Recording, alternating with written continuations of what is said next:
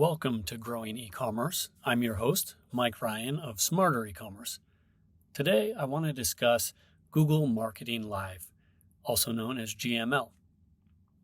We're recording at the end of May 2023, and between GML and I/O, which is Google's big developer conference, it was a pivotal month, probably in the history of the company.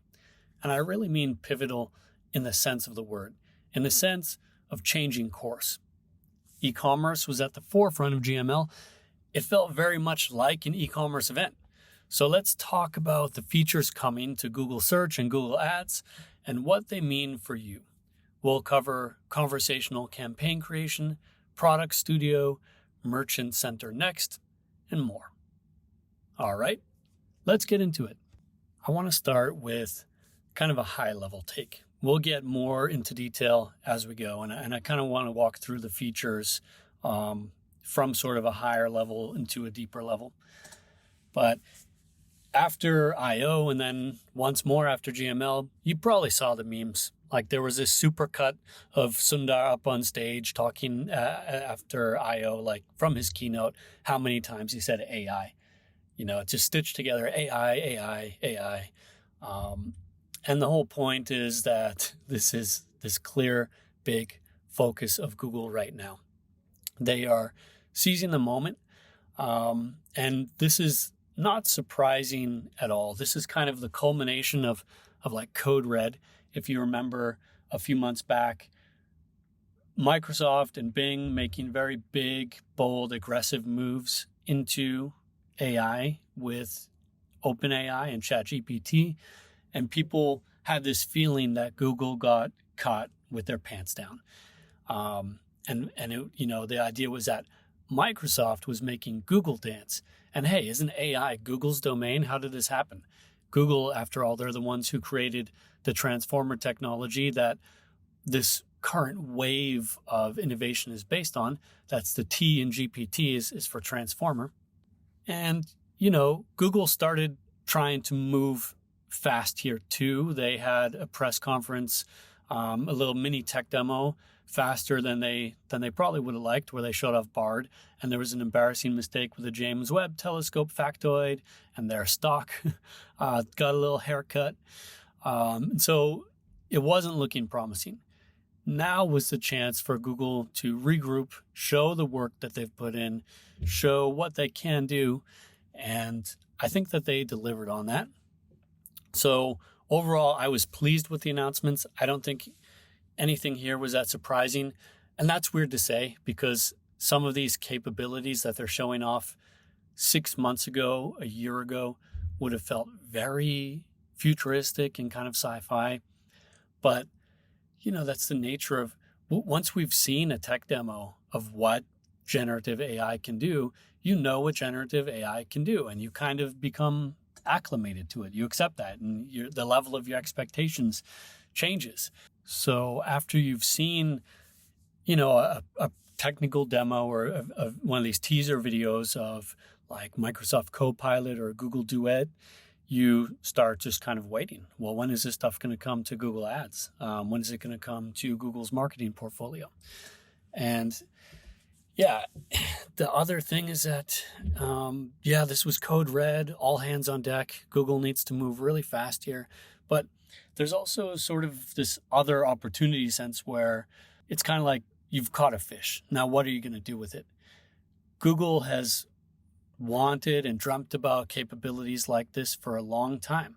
Like later on in this episode, we'll talk about feedless merchant center and what that looks like. And that's something that Google's been working on for years. And now finally the capability is here.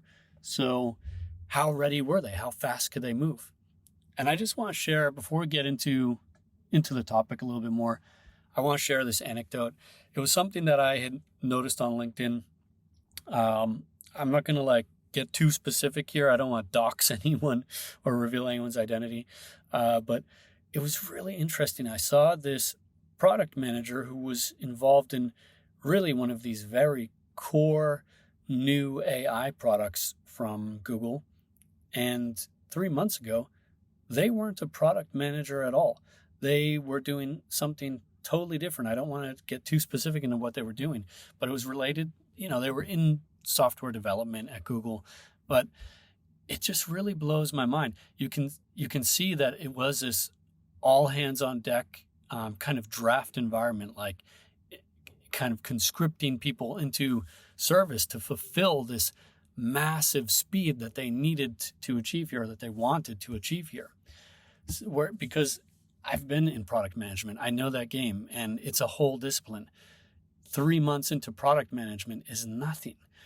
This person wrote on LinkedIn that they didn't even know anything about large language models 3 months ago. And so it's mind-blowing to think 3 months later, they're going fully to market with an AI product contributed to in part by people who are new to the discipline of product management, new to the subject matter of generative AI. They really pulled all the stops here. And I think there will be questions later on about how fast is too fast or things like that, but it's going to be a moving target. Microsoft also moving fast here. Everyone's moving fast. It is what it is in that regard. I just think that's an interesting anecdote to think about how quickly this change has occurred. So just to recap, kind of a high-level intro, I think nothing too massively surprising from Google Marketing Live, given what we know is possible with AI. AI was definitely the theme, and e-commerce was definitely the area of application compared to, for example, B2B lead gen, which hardly got discussed at all, or something like that. It really felt like commerce. And yeah, I think they announced some pretty cool stuff. So let's not wait any longer. Let's get into that. The first announcement that I want to start with, again, sorry to stick on this theme, but no surprise, it was that ads are coming to SGE. Now, what is SGE? Well, that's Google's generative search kind of integration. It was announced at I/O, and the news at GML was that there will be ads in this environment.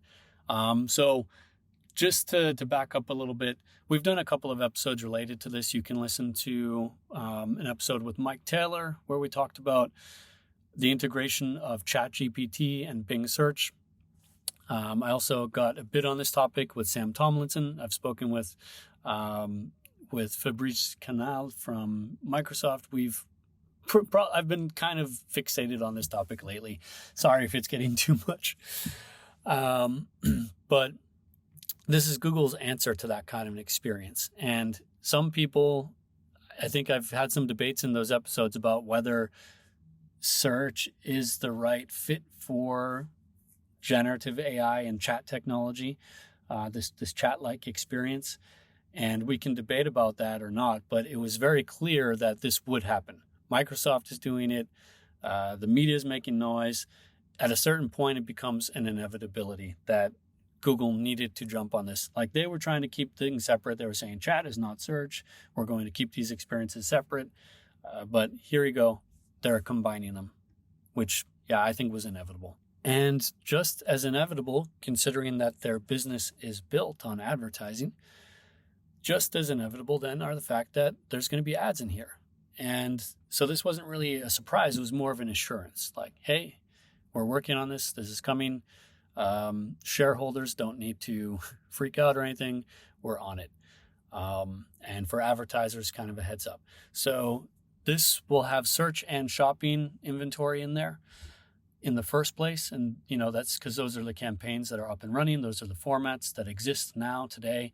And so it's a pretty fast way for them to kind of integrate advertising into this AI chat-like experience.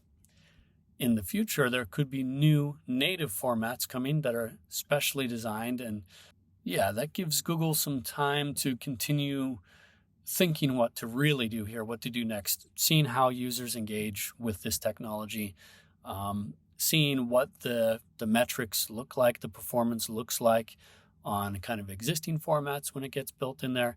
And then they can adapt and they can have experiences that are really purposely for these new experiences and environments that they're building.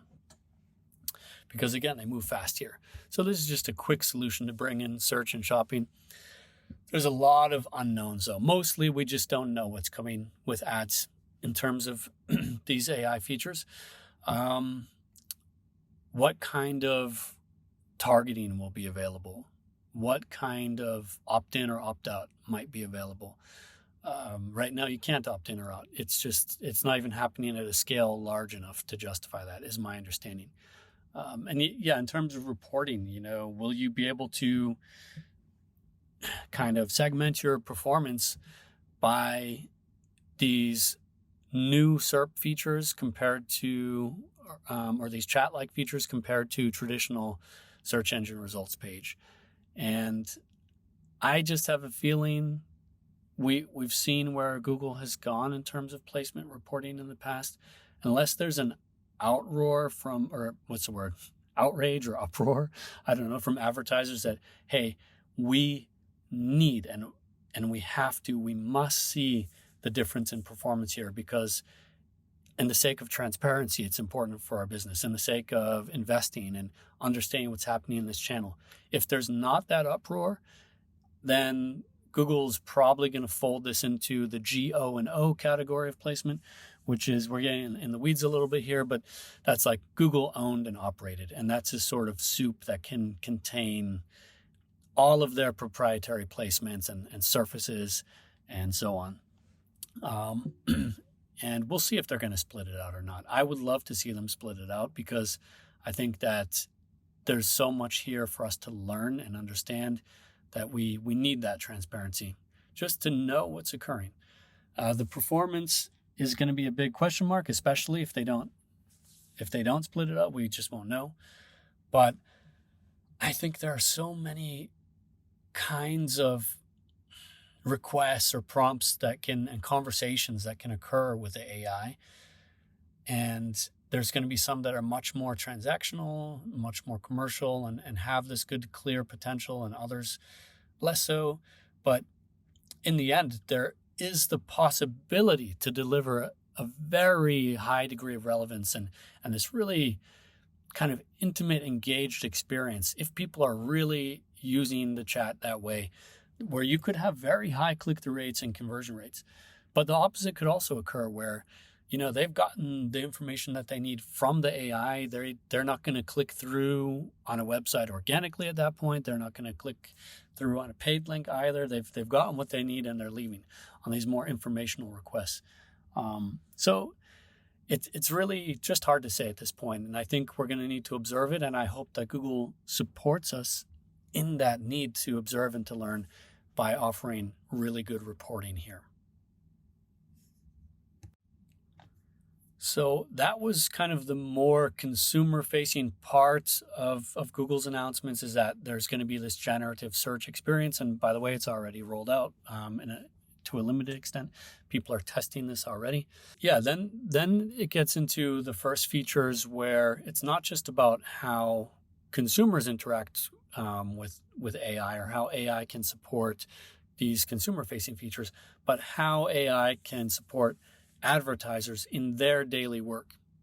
And probably the biggest thing in this area was conversational campaign creation.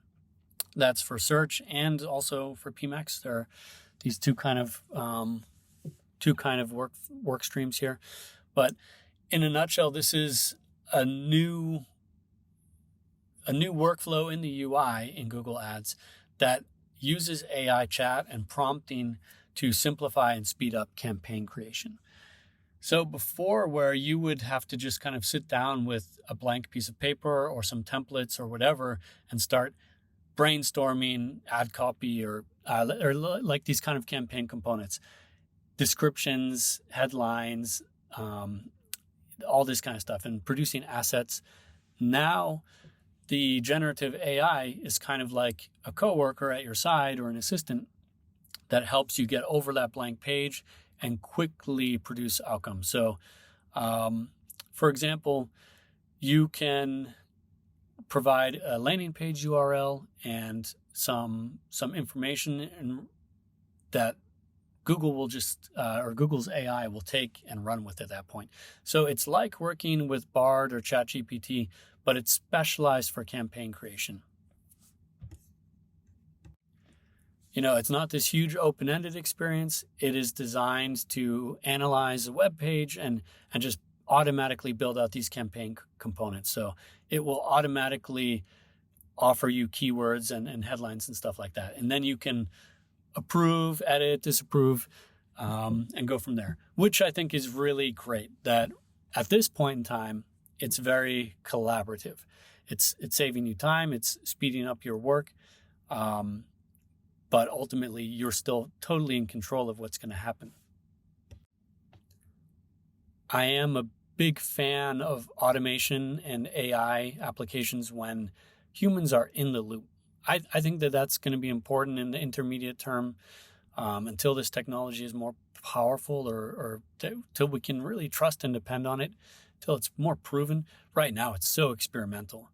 And I don't think anyone would deny that. I think Google is quite clear that this is experimental, that they want to use it responsibly, and so on.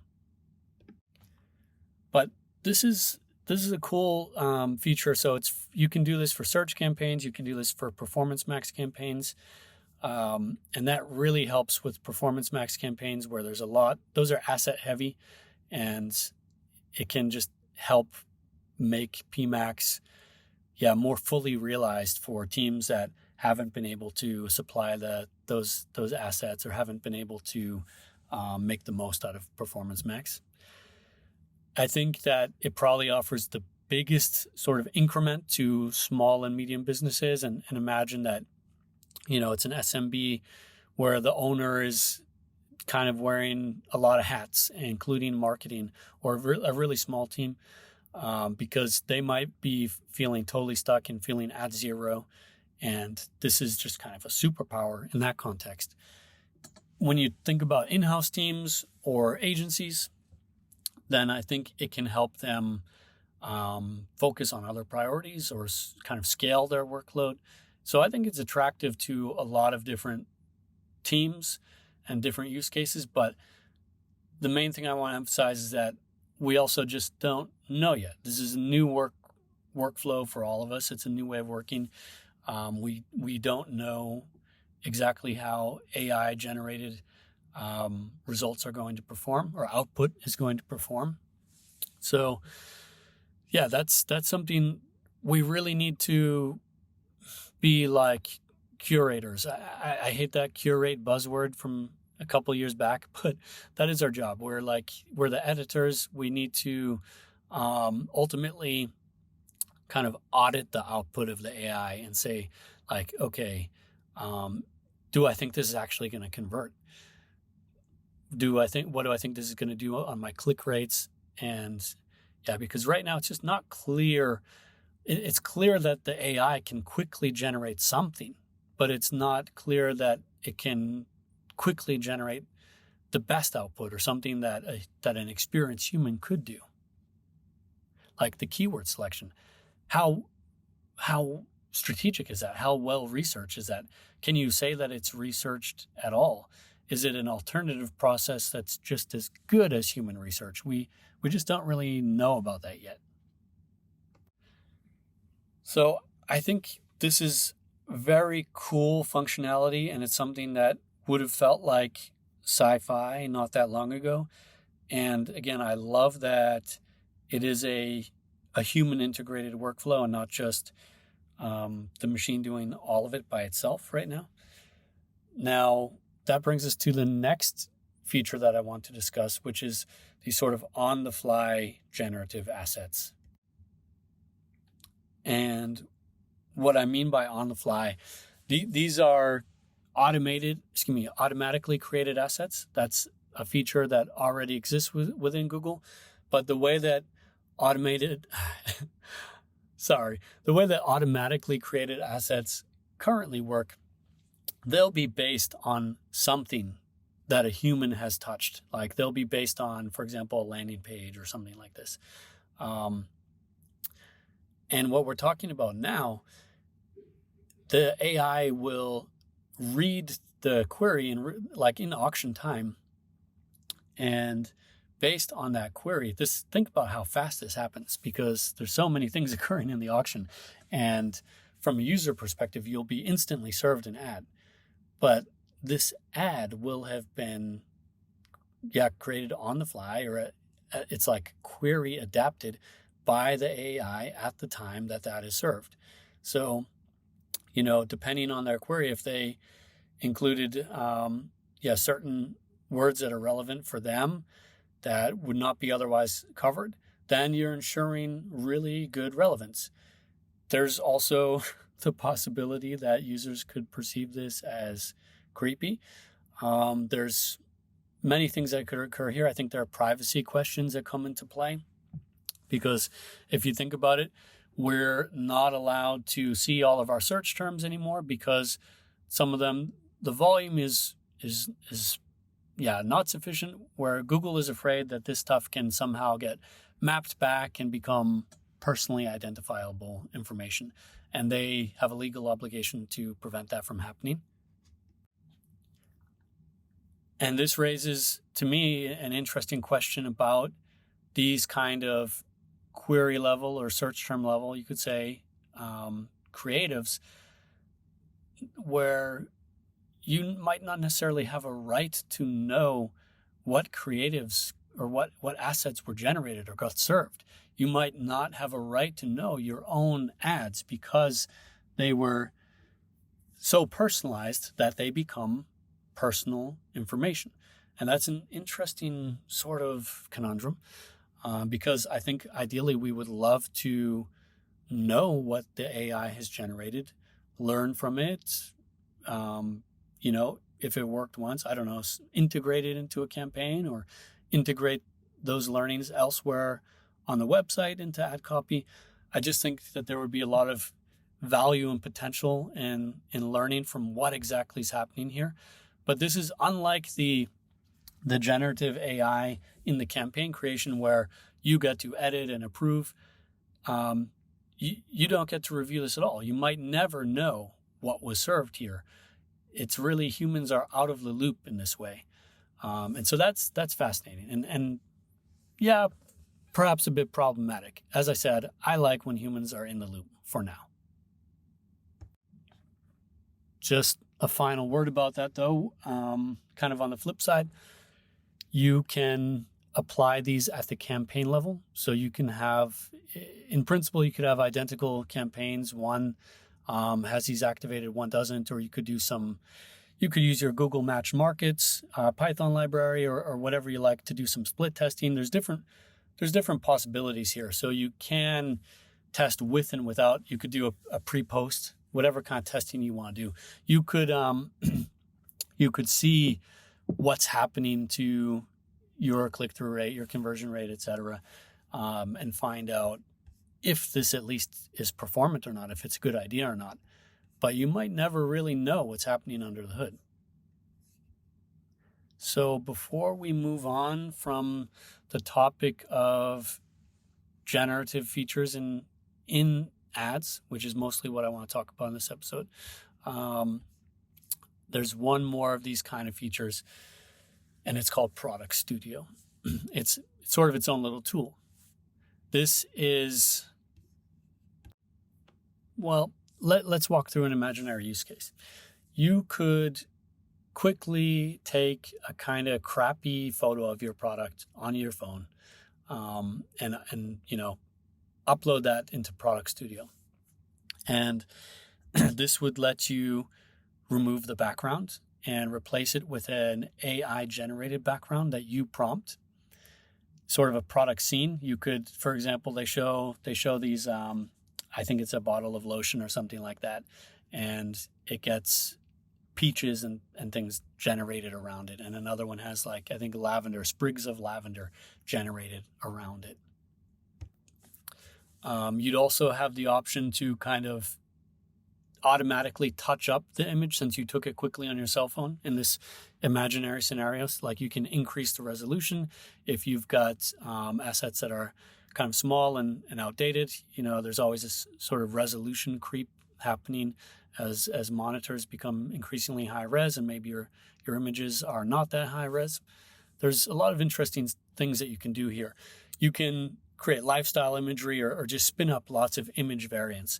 And again, for asset-hungry campaigns like Performance Max, that's been a big bottleneck, having enough assets, having good assets, to the point where people will steer clear of PMax a bit or not use its full potential because they're like, well, I know what I have and I don't have those assets. It's not a strong point. I could do more here, but I don't have those assets. I'm not going to have them. It's too much investment. It's too much work, whatever. And this is kind of removing that bottleneck. And I think in that regard, it's really exciting. I think it could be interesting for advertisers of any size. I have some questions like how well these images really, I've used Midjourney and some other kind of generative AI for image creation, and the images are often just a bit weird, and they have a sense of unreality about them. So I'm pretty curious because what they showed in the event looked flawless, looked like a graphic designer did it, because my guess is that a graphic designer did create those images. I don't know. But it would be nice to understand, was this a product demo, like a technology demo, or was it kind of a concept? Like if you'd be at a video game conference, that would be like, okay, the footage that I'm seeing, the gameplay footage that I'm seeing, is that in engine or is it pre-rendered? Basically, is this the real deal? Is this what I can actually expect when I start using this? So that's one thing that's not quite clear to me. I think there are also questions that come up around, brand compliance. If you're a larger organization that's more focused on brand, there's also potentially legal and copyright issues that come up if the AI has been trained on stock photos or whatever the case might be. That could be under copyright. And we have to see, I think it's as I said, I don't want to pick on SMB owners. Rather, I want to sympathize with them. But I think they're an interesting use case here for something like this, or an interesting kind of stress test of the system. Clearly, the increment from 0, I don't have any assets or really bad assets, to 1, I have these assets. That's a big increment. But is it the same as having a graphic designer at your disposal? And that'll be a question for how well this feature gets used by larger organizations or companies with other established workflows. And there's also, you can prompt largely whatever you want into here, but just because you can do something doesn't mean that you should do something. I think these assets will all just need to be tested like crazy, because one of Google's messages was around multiplication and sort of hyperscale that is possible with AI. But you don't want the most ads or the most assets. You want the best. And that's ultimately going to be a big job. Some people have said that the future of a paid search marketer is now overnight to be a prompt engineer. And I'm skeptical of that. I think it is part of the job description from now on. But I think the bigger job is to have this editorial eye, until we learn, is the model somehow aware of performance data? Has it been trained on performance data? Is it producing assets that don't just fulfill the prompt or look nice, but that will perform? That's a question, because otherwise it's going to be our job to kind of cull those or filter and find the performance in this massive multiplicative possibility of AI. So then the last update I want to discuss, there were a lot of updates and we could get into huge amounts of detail about Google Marketing Live. If you want to learn more, I definitely recommend checking out the posts from Greg Finn at Search Engine Land. He covered a lot of this stuff.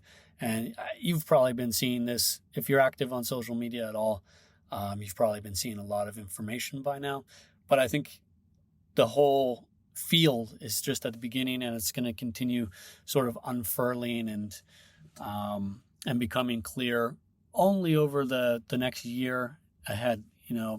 We're probably 18 months out at time of recording from starting to have a real grasp of this stuff, where it's rolled out and it's being tested and deployed, and we're learning from it, and getting out of just betas and groping around blindly.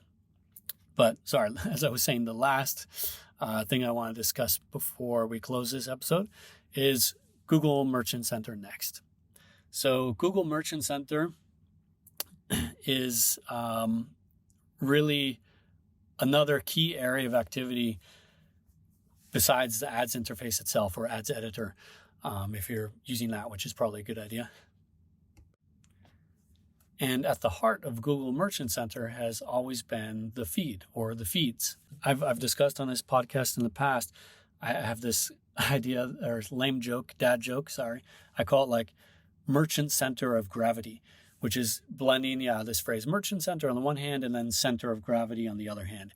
Because I feel like the merchant center has slowly but surely started to accrue lots of pretty interesting insights. There are all kinds of price benchmark data in there now, bestseller data, relative demand data, merchant center scorecard, different kinds of programs coming through. It's become an interesting place. But it's also technical, hard to navigate. It's one of the geekier areas in Google advertising, for e-commerce at least. And so that's one side of the coin with Merchant Center Next, is to offer a streamlined user interface. And I think that's very positive for everyone, for the newcomers and for the pros. There's no need for Merchant Center to be hard to use. It should be easy to use. I like that idea. And then the other big new thing, as far as I see it, would be this idea of Merchant Center Next being able to automatically populate products from your website. So rather than using a feed to teach Google or inform Google about what you're advertising and all the attributes of it, and the feed being essential for ultimately how products will get matched to queries and how impressions will get served, and also having impact on your click-through rate at least. It's a core area of activity. You can also, it's been used to bring in business intelligence through custom labels, and the supplemental feeds are important. It's quite an area of activity. Shopping is feed-based advertising. It's not keyword-based advertising. It's really feed-based advertising. And with PMax, we talk about Performance Max as being asset-based, but that's partly code for feed, for the feed as well. So this idea of just handing Google your URL and it analyzing your whole website and identifying the products and all the attributes about them, well, this is something that Google's wanted to do for a long time. And it is sort of, I think for smaller advertisers, it's an easy button and it's very attractive. For larger advertisers, I think their feeds are just too important to what they're doing, and it's not something that they're willing yet to kind of hand off or fully delegate. But that's the cool thing here, is that, so first off, Merchant Center Next is slowly rolling out. And as it does, I've seen Merchant Center Next, it's very sparse right now. That's okay. It's beta, it's very early beta. and it's not going to be completed and rolling out till end of next year, so they've got time. But once it's rolled out, this automated or feedless, let's call it this feedless approach to your merchant center is an optional thing, which I think is important. And they even hinted, there was a phrase about large retailers and the features that large retailers have come to know and love, something like that. But I think that they know that this would be challenging on their enterprise segment, on their large wallets, and they don't want to mess with that. You don't want to rock that boat. But as I said, Google's wanted this for years. I just looked in my notes before this. I was having a conversation with a senior Googler back in late 2021, in December 2021. And, it's a confidential conversation, but now this is all old news and the cat's out of the bag because Google has announced that this stuff is coming. But back then, this Googler had told me that, yeah, we still want to do that. Yes, we've been working on it for years, and it's one of those things where it always feels like it's 2 or 3 years away. But this person mentioned, bear in mind, late 2021, that earlier that year, so sometime in 2021, that there had been some very promising signs and sort of a breakthrough. And I don't know if it was to do with them applying generative AI, because reminder, although this technology is new to consumers and new to lots of us, it's not new in and of itself. It's been around for a while. It's just getting better, and it's getting more awareness that it exists. But speaking personally, one of the first things that I did when I started playing around with generative AI was I fed it landing pages and tried to see if it could build all the feed attributes of those pages. And some of it did really well. Some of it did not do good. It was not good, interestingly, with the numerical stuff. It was having a hard time determining pricing accurately, oddly enough. But yeah, I think the reason Google has wanted this, generally the last few years have seen Google trying to remake Google Ads. That shift, it started with that shift. Well, it started a long time ago, but that shift from AdWords to ads even was not just symbolic. That was really an important strategic shift for them. And they're just trying to make the whole thing easier to use. If they would be building the product from the ground up today, they would build it a lot differently. But, they're saddled with this huge legacy product, and with very high adoption, it becomes like steering an oil tanker. You can't just move this thing quickly. There's billions of dollars of revenue associated with it. And they've been bit by bit working to make it easier to use. And my assumption for why that is, is that they feel that there's untapped market share, and that's where the growth is, and that the difficulty level of using Google Ads and Google Merchant Center is a core obstacle or barrier to tapping that market. It's just too complicated, too hard to use for that market, and they need that market for their shareholders. But the question always is, as Frederick Fillais has called this, leveling the playing field. If you're making it easier for some people to use, does that make it also harder for others to differentiate or do something different in this space? And I think that in a scenario where Google Ads will go fully feedless, or Google Merchant Center will go fully feedless, I mean, the feed is one of the last good differentiation spaces out there, along with campaign structure and, yes, creative, but it's just interesting to see where the space is moving. So let's wrap up this conversation. I guess my key takeaways for you would be that, yeah, it's kind of obvious. Generative AI was absolutely dominating the feature releases or feature announcements at Google Marketing Live, and that trend is only going to accelerate. So the time to get on board with that is now. The time to start testing is now. You want to get access to those betas if you can. You want to be an early adopter. You want to learn as much as Google will really permit you to learn about what's occurring here. That's a big question mark. What can we know? What will we be allowed to know about what happens as the product evolves and changes? But I view all these features really positively, and there were lots of other interesting things. So if you go read up about Google Marketing Live if you haven't already, because I only scratched the surface here.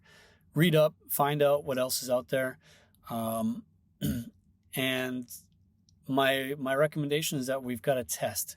That's if Sundar is saying AI, our answer to him has to be test, because that's the only way we're going to come to grips with this thing and make the most out of this new Google search experience and the new advertising experience that's going to piggyback on top of that. Thanks for listening to Growing E-commerce.